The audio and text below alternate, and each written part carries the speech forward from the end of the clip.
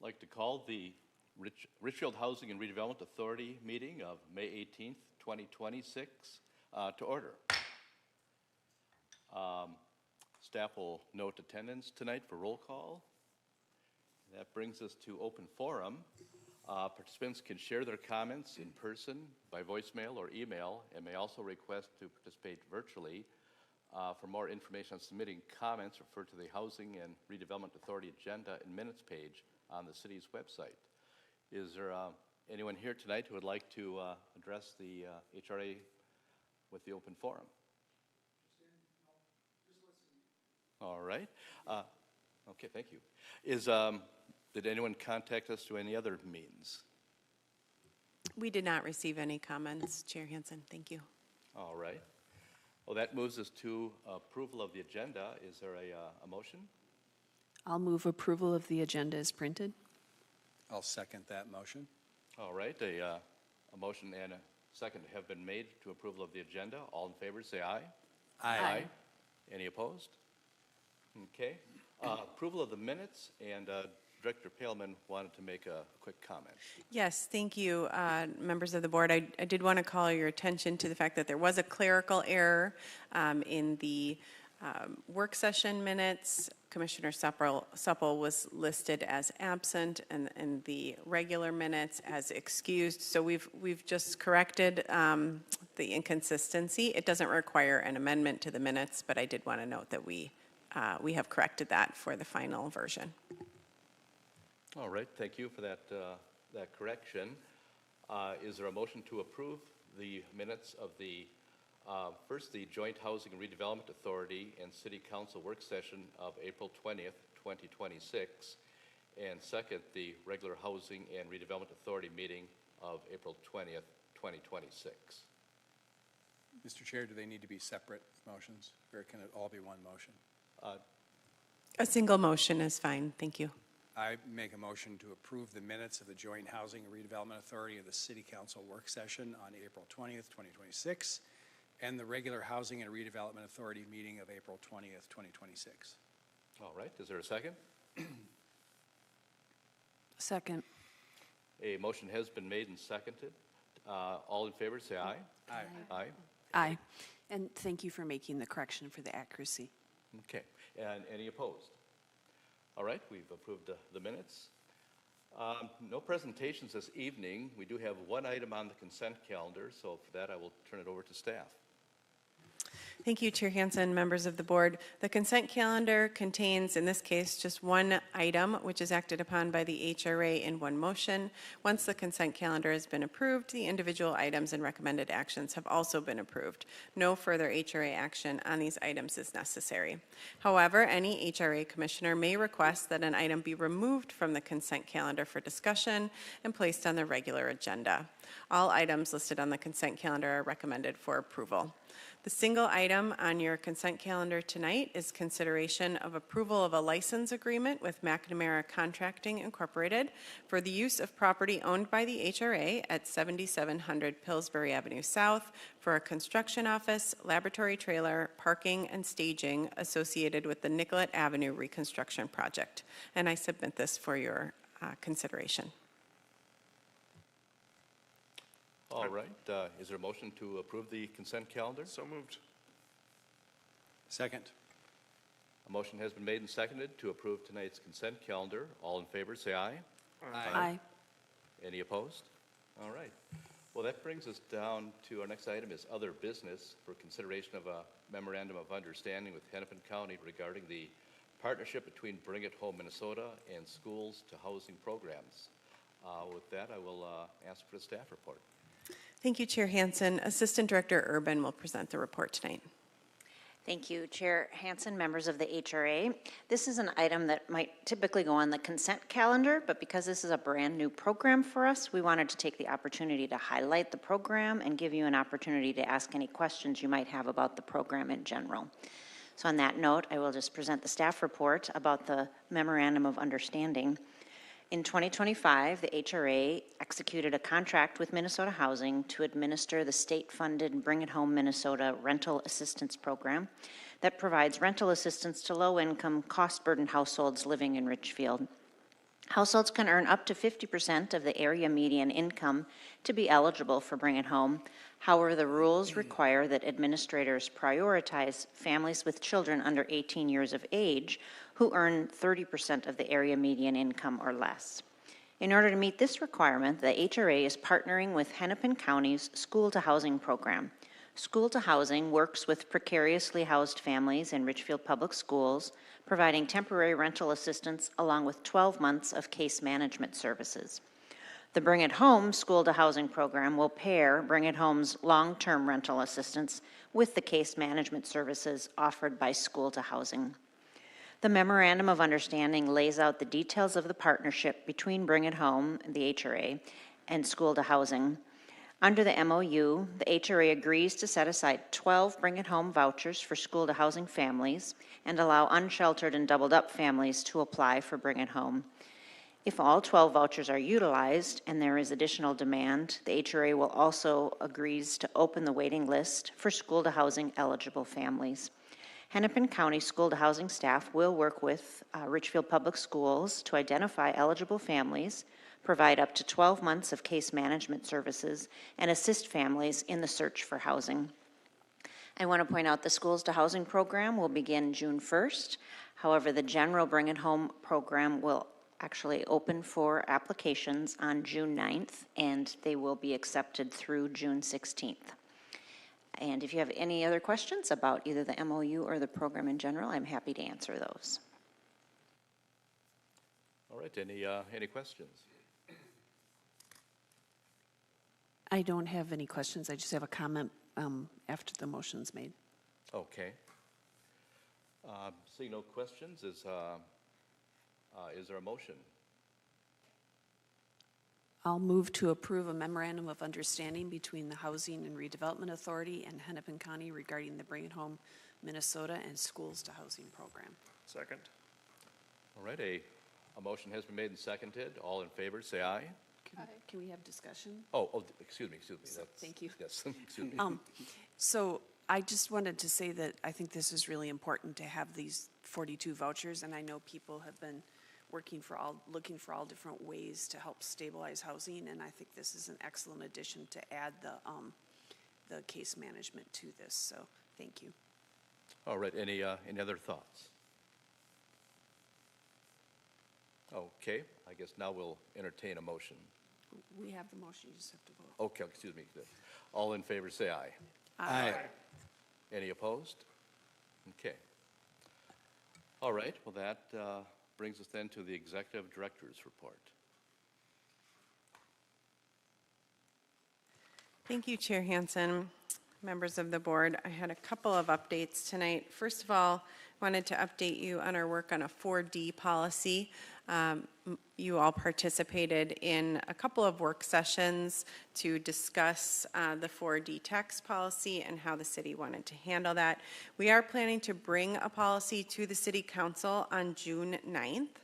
Because of the tax implications of this policy, we have decided that we should go to the City Council first for their approval and then come to the HRA as administrator of the housing work and ask you to ratify that policy. I don't believe that anyone on the board will be surprised by this policy, although we don't have the language finalized yet. It will reflect the work that we did in the 2 work sessions. What we heard from you was that 4D should be considered as a financial tool of last resort, that we as a board would consider it in certain circumstances when specific priorities of the HRA and the city can only be met using that tool.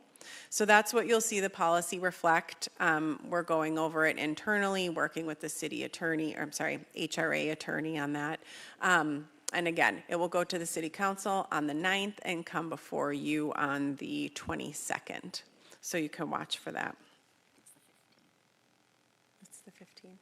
I'm sorry, the 3rd Monday of the month, it will come before you, whichever date that is. The 15th, because I'm Thank you, the 15th. 15th, yes. Thanks, Julie.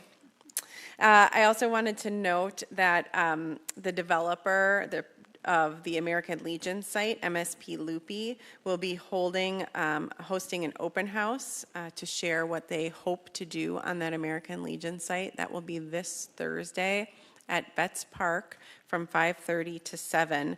This is not a city event. This is an event that will be held and hosted by the developer, although city staff, both city and HRA side, will be present to answer any questions that people might have about the process.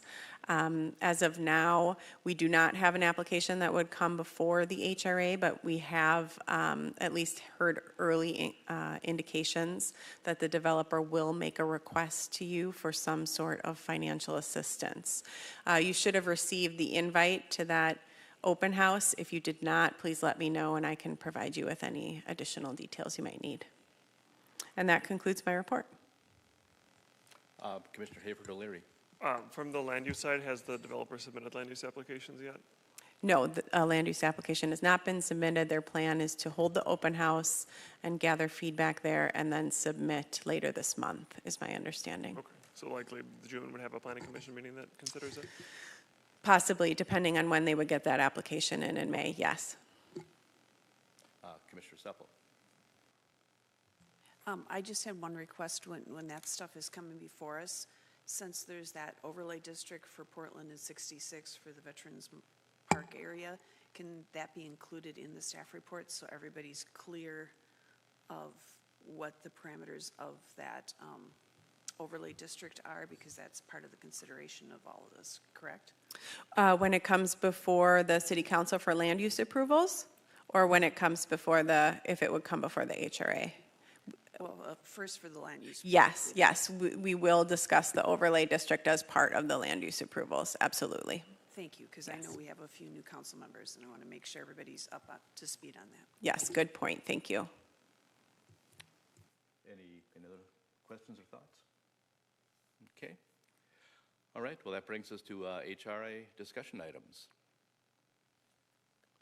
Commissioner Hayford O'Leary. Sort of pertains to both HRA and EDA, but I just wanted to share that I did a walking tour on Friday with a group from this conference, NACTO, which is a transportation organization that specializes in sort of biped-friendly streets, slower streets, and so on. So mainly it was focused on transportation, and I had help from public works staff, but I always like to talk about sort of the interface of redevelopment and transportation and walkability. So we looked particularly quite a bit at the Richfield Urban Village redevelopment, the Wood Lake Center, the Pines, and Oaks on Pleasant. And just it mostly just to say it was generally positive reception on the redevelopment aspect. We talked quite a bit about the how compelling is the public-private park in the middle. Overall, people were pretty happy with it. And then also just the challenges of trying to get walkable downtown-like pedestrian-oriented things in an environment where many of your retailers maybe don't share that vision. So it was just sharing. It was an interesting conversation, and we generally got good reviews from people across the country who attended the tour. Great, thank you. Commissioner Seppel. I wanted to just say thank you to everybody that worked on both the Richfield bonding request and also the rental assistance requests. And if I understand correctly, and staff can correct me if I'm wrong, that $40 million in rental assistance was passed in the legislature. So that's good news that might be provide some relief for several people. So thank you to everybody that advocated for that. Any other thoughts? Okay. All right, that brings us to a approval of claims. So moved. Second. All right, a motion has been made and seconded for approval of claims. All in favor say aye. Aye. Aye. Any opposed? All right, well, that completes tonight's business. The meeting stands adjourned.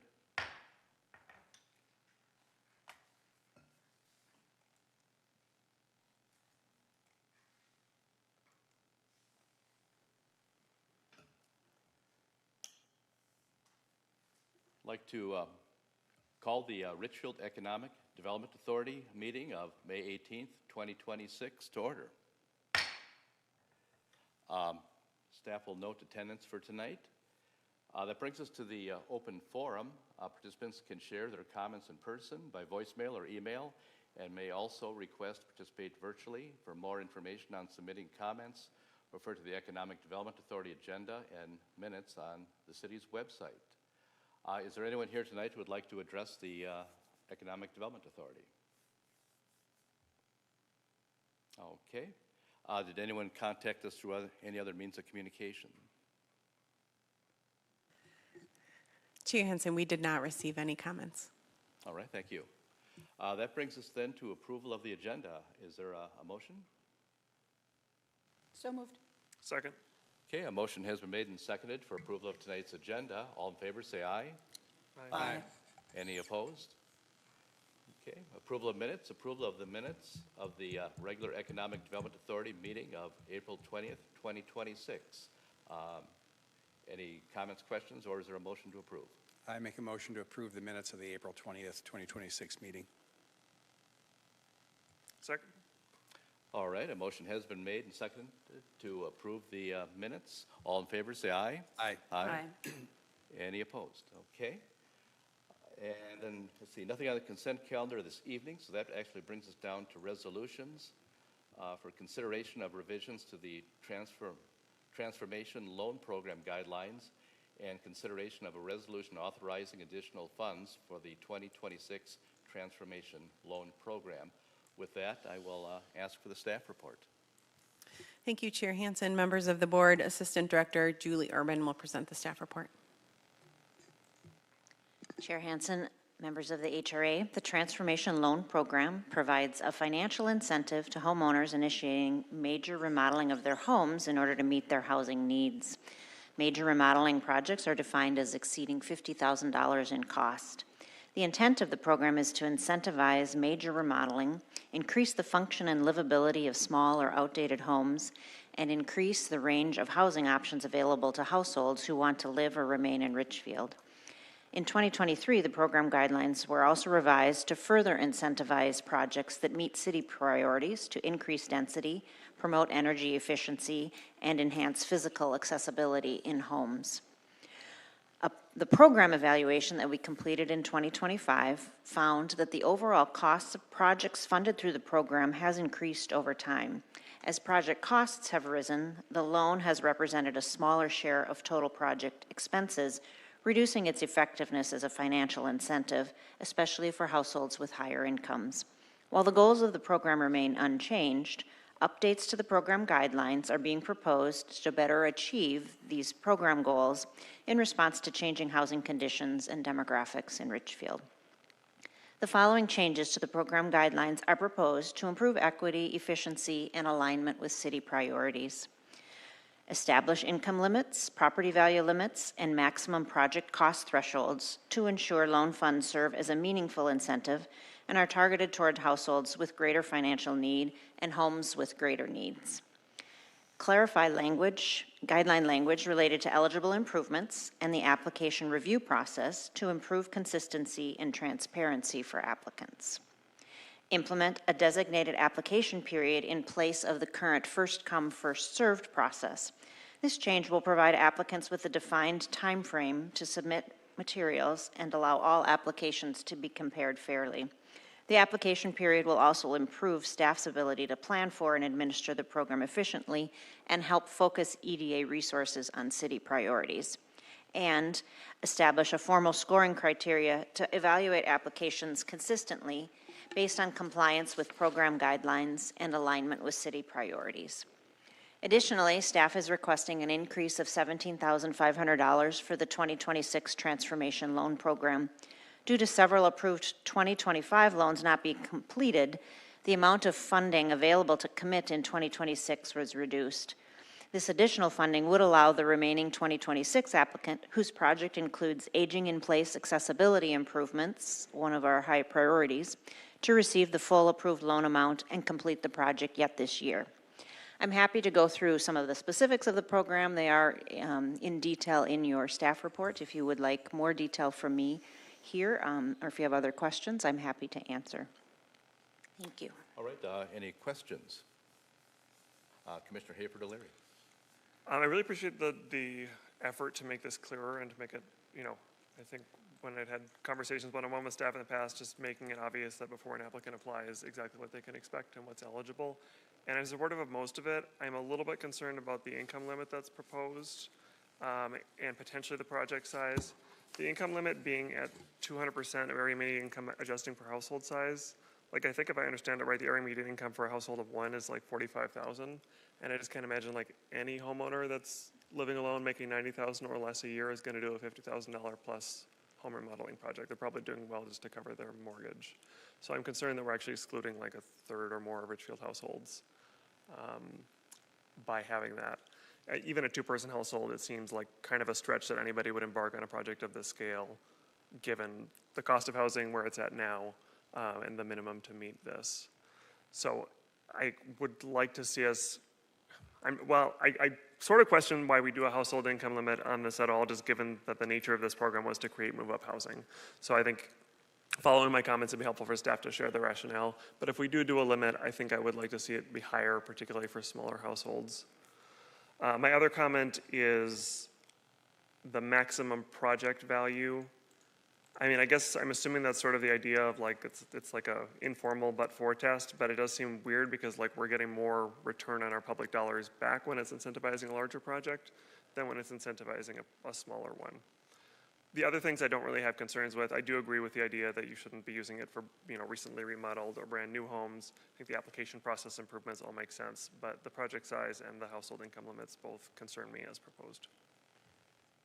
Sure. Chair Hansen, if I might, I can respond. So the process that the housing specialist went through to come up with some of these figures was to look at the last 3 years of applications. We began collecting demographic information. That was part of our program evaluation. We had already started to do that, but just so that we could get a better sense of who we were funding. And so they based that looking at these projects and thinking that there just have been some projects over the past few years where we have questioned whether did they really need our money. And so that's how they came up with those income limits. They felt like the projects that did need our money fell within that income range. So it was just a 3-year grouping, right? And so is it perfectly representative? We don't know. But so that is where that came from. We did talk about, do we just do a straight median income for a family of 4? There are some programs that do that don't adjust for household size. And so we kind of went back and forth with that, and we landed with adjusting for household size. I was voting for not adjusting just for simplicity of administration, but they both assure me that they're such experts at income qualification from the deferred down payment assistance program that wouldn't be a problem, but it's certainly something we could look further at if you would like. In terms of project size, again, they looked at the last 3 years, and there just have been some really, really large projects, which is amazing, but again, we are such a small portion that is it really, are our funds really needed? And that's where that rationale came from. So we certainly can make some adjustments. We could come back with something different. Yeah, and I would just say for clarification with the board, obviously people can disagree with me. My preference would be to hold off on item A. I do think item B of giving the additional money this year is something we should act on tonight since we do have an application outstanding for that. Commissioner Supple. When we get to the discussion, I'll have more to say, but I'm just curious what would be the implication of delaying that part? Is there a ramification of that? No, actually, because we have been running out of money, at the first of the year so frequently that we won't be accepting any. I think we for sure want to have guidelines in place for the home tour so that we can give appropriate information to the next group, especially if there's going to be this time limit in which you can apply.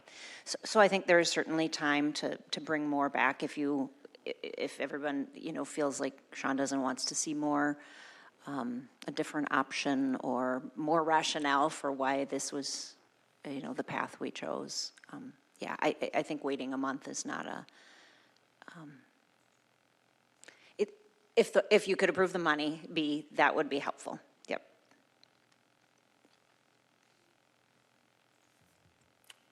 Additional questions? Commissioner Young? I have no objection to waiting a month. I don't necessarily disagree with the way it's written, but I think just so that we can all be comfortable with what we're looking at, if it doesn't hurt anything, let's wait a month and look at it again. And approve whatever money is necessary right now, I would think.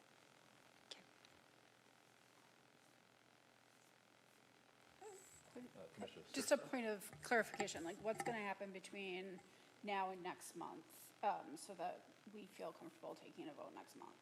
Or is there a discussion to be had right now so that we can feel more confident taking a vote in the next month? I have no problem waiting, but I don't want us to then, in a month, be addressing the same questions that if we could address them today. Like, is it more data that you're asking for, or do you just, on principle, you don't like the number? Like, I guess it would be helpful to know what you think about my concerns, or if there are other concerns that you share. Because if everybody is like, no, this is fine, we should have a limit of 90,000 for a one-person household, then I'm outvoted and that's fine and we can act tonight. I agree that without discussion in some direction tonight, there's no point in delaying it. I would like, when we have the discussion, to break out the 2 points you were talking about, because I agree with you on one and disagree on the other, so I don't know when you want to have that discussion, Mr. Chair. I guess would it be good to have it right now since we're on the topic? Or? Yeah, I mean, unless we're asking staff to schedule a work session, I think this is the discussion. Okay. All right, any additional questions? Commissioner Seppel. Well, it's not a question, it's more of, I'm comfortable with authorizing the extra money. And I'm comfortable with the income, like the maximum limits, so that if you're already making so much money, you don't really need it. But I need to understand more about your concern about like the $50,000 for, that's too high for a one-person household. Well, it's specifically that I just think if you are, so, and if I'm getting these numbers wrong, I'm just looking at the my council site. The household median income for one adult and 0 kids is $45,000 a year in the region. For 2 adults and no kids, it is $100,000. So that does mean in those instances, double that would be $90,000 or $200,000. I guess my speculation, my opinion, is that if you're making $90,000 a year paying your mortgage, you're very unlikely to embark on a loan at all. That would be $50,000 or more to be taking on a remodeling project of that scale. Likely, if a single person living alone is going to do a remodeling project, they probably have a higher income than $90,000. So is that okay? Do we not want to encourage that type of homeowner to remodel and sort of focus this on like larger households and kids? Because I think that would be the de facto effect of what we're doing. But I don't really see, when the purpose of this program is to create move-up housing, that there's a need to exclude single homeowners, or for that matter, a couple without kids. Whereas if we were to do it to the household of 4, that would be more like a maximum of 125,000 times 2, 250,000, which seems to me to like better fit like what is the point at which this is no longer making a meaningful subsidy difference. There's a lot of households making over 250,000 that could afford to do this on their own. And ones making just under 250,000 that would benefit from this subsidy. Okay, thank you for that clarification. I thought you were objecting to the fact that it had to be a $50,000 minimum project value. That's No, not I think what you're objecting to? that is fine. I'm just saying, given that we have this minimum project value, we should consider like who we're cutting off, because you need a pretty big project and you need a decent income to pay for that project, even with our subsidy. Okay, that helps me to understand what your objection is. So do you want to have no cutoff, or do you want a different cutoff? To me, I think saying the cutoff should be a family of 4 regardless would be close to the intent of what staff did, and I think it aligns it and makes it more realistic for everyone. That would be fine with me, and I think it addresses the concern of the really, significantly wealthy households that don't need this. I apologize that we should have had the income levels in there, so I think that it would be helpful if we came back, Okay. for sure, bringing that information. I was thinking it was in here, and I remember I added the median home value and not the income. So I think that would be helpful. for the discussion, but, yeah, and maybe we can bring back a couple of options. Okay. You know, the housing specialists and I can have a conversation, and maybe if we brought back more of sort of the background of who we served, and where that would fall, you know, X number of, I just don't know it off the top of my head, right? How many folks would have been excluded under these rules, and what kind of a project? So I think that I could both bring more information and then also maybe a revised recommendation based on what I'm hearing if people are thinking along Sean's lines, or Commissioner. Chair? It would be helpful for me to see if we maintained the income limitations that, as proposed in the packet today, do we have enough applicants to fill the amount of money we've allocated to this program? Because while I hear what you're saying, if it would help some of our lower income families and folks, and if we would use up our program funds with with the income limitations, I have less concern about it. So just having a better sense of like, which I'm guessing is hard to show given that we are running out of money, but somehow you guys landed on these numbers, and a little bit of like showing the need and would be helpful for me. And one other suggestion that maybe staff could include in the options would be, could we have this be a scoring criteria but not a hard cutoff? So we would still prefer in that period, but if there's a pretty bad project and they have a slightly lower income, and a pretty excellent project that meets all our city goals that has a slightly higher income above that limit, like, I think, like, it could be weighed in to make sure the benefit's going without completely excluding. Yeah, I mean, that's a good option, yep, to have that as a priority. And we did discuss that idea of prioritizing at a lower income. Commissioner Supple. Did it make it in there? If we're going to get rid of the limits, and I don't know whether I've got to think about it between now and the next meeting, but if we are going to get rid of the limits, I definitely would want to prioritize the income levels to help somebody that might need it more, because they might not do the project at all versus somebody that could get by and do it if they didn't have the help. So I guess the question I have is, with this one change that we're talking about of, implementing an application period in place of a first come, first served system, would this help address that because staff could evaluate the applications that are on the table? So yeah, if you, at the very end of the packet, we do have our scoring criteria, and that is a priority, is that an even lower income would have a priority over. But we could tweak that a little bit so it's clear either that's the only way we deal with income, or we'll give that some thought about, can that be completely, does that cover all of the needs by doing it just as priority, or if we need a little bit of both? Okay, any additional questions? I have a parliamentary question before we get to the vote, but I don't want to interrupt the discussion of the motion. Okay, any questions related to the agenda topic? Well, just to clarify, the other comment I made was, is the cap on project size reasonable? And I'm curious what others have to say about that.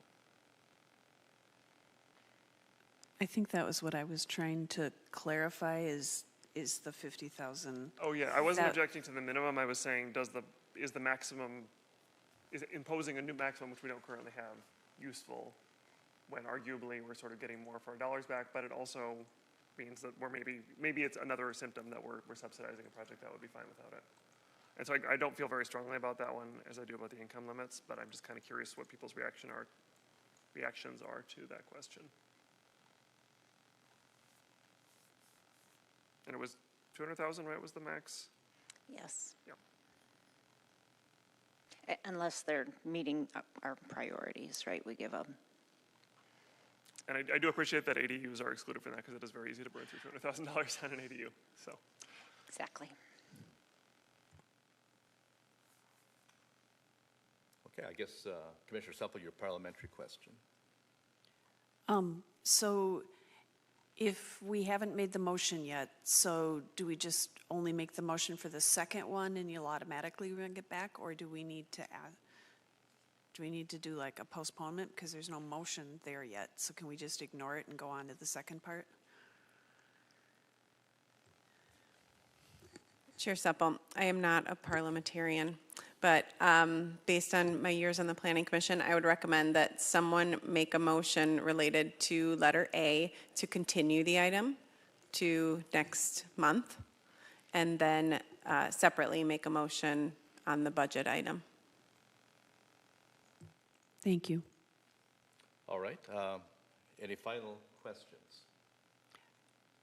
I guess getting back to Commissioner Hayford-Leary's question, it doesn't bother me to have the $200,000 cap, because if you're doing a project that big, you probably have the means to make it work. That's not a huge deal, but I understand your concern about the other thing. Okay.